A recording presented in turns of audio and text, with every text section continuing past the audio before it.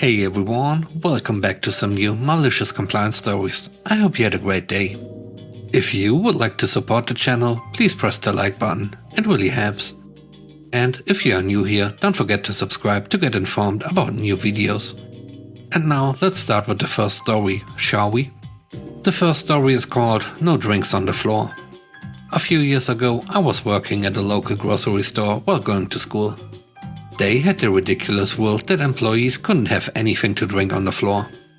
No soda or coffee I could understand, but you weren't even allowed to have a bottle of water. Just imagine a 6-hour shift with one 15-minute break on your feet, talking to customers and scanning their groceries the whole time with nothing to drink.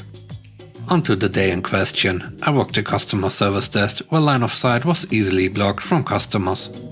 I often broke the rule having a bottle of water back there until my store manager happened to see me taking a sip one day. He wrote me up and made it a big deal. I was going to my doctor a few days later for something unrelated.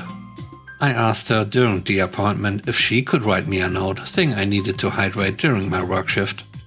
She was understandably appalled that the store didn't let employees drink, so she gladly wrote me the note.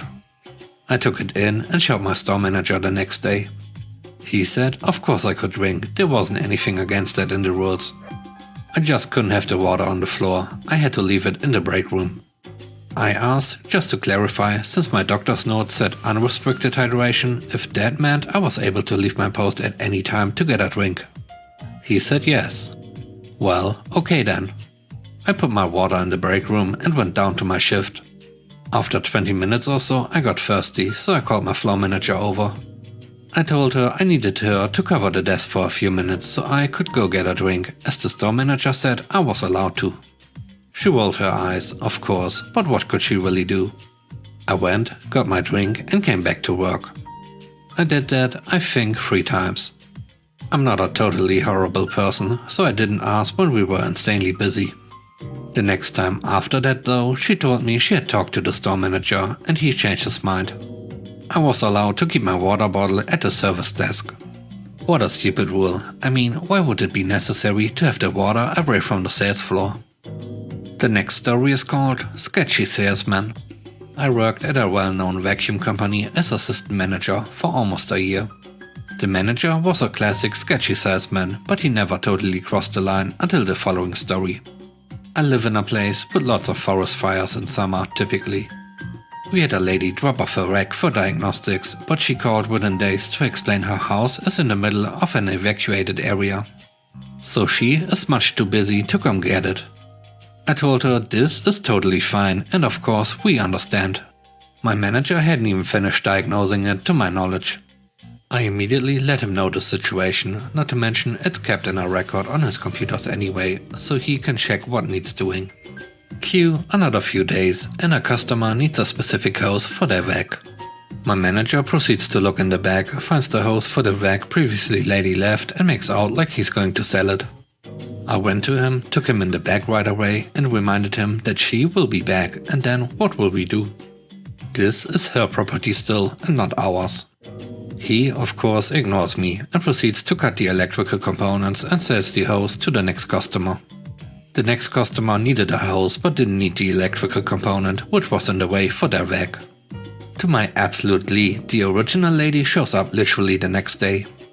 I felt bad for her but was very excited to see the drama ensue. She comes in looking for her rack. My manager acts like he doesn't know what she's talking about. She's screaming at him. I proceed to show them both the record on the computer. He still acts like he doesn't know. He then lies and says that he threw it out. So I say, let's go look in the bins together. They haven't taken them since she dropped it off. Needless to say, it was very satisfying seeing it all fall apart so perfectly. He had to compensate the lady with a whole new vacuum. I quit not long after. Weirdest person I have ever worked for and a total scammer. The third story is called No ID, No Beer. This happened quite a long while ago when I was bartending and waiting tables in a small family restaurant in Virginia. In Virginia, the ABC board controls all alcohol sales and has some rather strict enforcement around proper ID for alcohol sales. If you served someone unlawfully, either underage or without proper ID, the business incurred a fine or a suspended license if it's been several violations. And the individual that sold the customer would get a personal fine as well. I think it was around $1,000 or more. I'm not up on current laws, so they may have changed it in the 20-ish years since I last had to deal with them. It's also possible that some of these restrictions were partly company policy. It's been a while. Anyway, proper ID meant it had to be intact, not expired, and most importantly, present at the bar. It was a rural area where I grew up in, so I knew how to be pretty annoying to some of the older than me gentlemen that came to us. A guy around 40 and his family was seated at a big round table in the bar area, wife and 3 or 4 kids. I remember the kids were pretty young, so I'm already judging for having the kids in the smoking/bar area. It was still legal to smoke indoors then. I'm also pretty annoyed as it's a college bar, sports bar vibe on a Saturday afternoon. They were taking up a valuable table in the bar area that I would have otherwise had a table of drinkers that would most likely tip better and require less work. That aside, I go up and I'm nice to everyone because tips. I go up and say hi, and the dude immediately barks at me to get his game on the bar's TV. He's not even pretending to be pleasant and calls me girly, which makes me see red immediately. I grew up with too much of that, and that particular term has always filled me with rage. I know I'm not getting jack for a tip because I'm girly and I know this type of guy. When he asked to order a picture, I asked for his ID in return.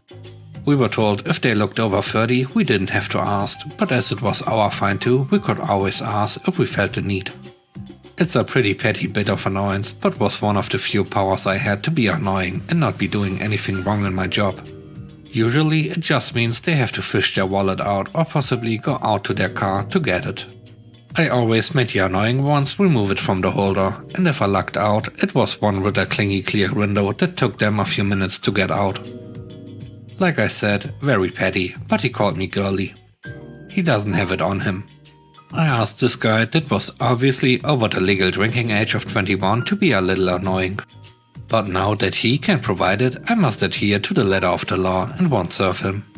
I tell him I can serve him and tell him legally I can't, now that I've asked for ID and he can't provide it. He throws a fit, says he'll go up the road to a pizza place that had beer and how I'm losing out and he wants to talk to my manager. Tables nearby are giving him the stink eye. The manager is kind of annoyed but begs me because as we are in a small college town we are really strict as the business would die if the liquor license was suspended or revoked. And as a server I have the right to refuse as it's my behind on the line as well. I would speculate that we would have never received a violation if we had had a walk-in compliance check unless we were on the hit list that week. But for him I do everything perfectly by the book. I actually felt slightly bad because the kids seemed disappointed to leave. But it was on him at that point, since his pitcher of beer was more important than his family eating where they wanted. The last story is called Never Saw Her Again. Like many times before, I hit up my local convenience store for a slushie and a chili dog. Standing in line in front of me was a group of kids, maybe 14 or 15 years old. They are being slightly annoying, talking loudly, joking around, and they all have slushies.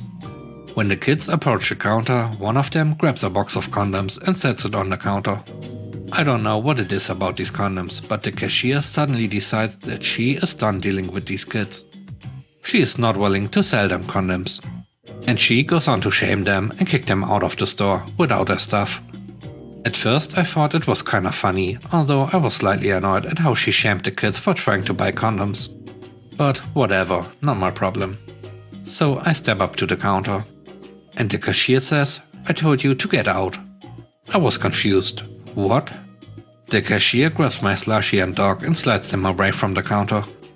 "Miss, I'm not with those kids." "I saw you with them. I'm not telling you again. Leave." I tried pleading my case.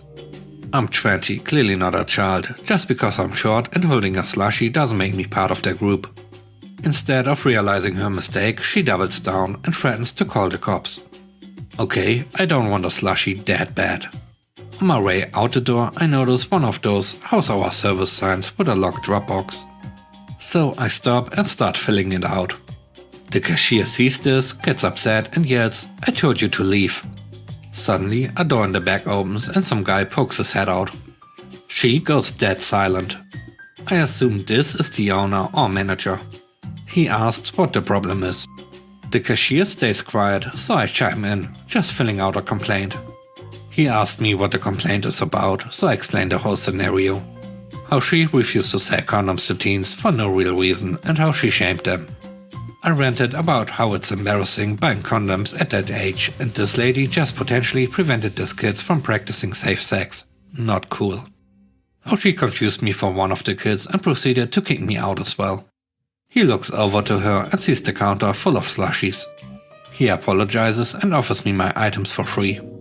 It was a family-owned store and this lady was one of the only people not related to them.